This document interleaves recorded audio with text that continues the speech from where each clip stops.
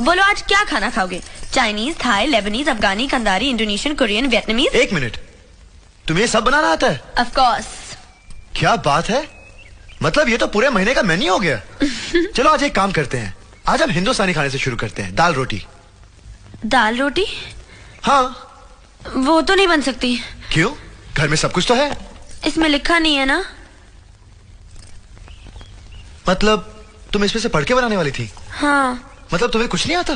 आता है ना, चाय बनाना, बॉइल्ड अंडे बनाना, पापड़ सेकना।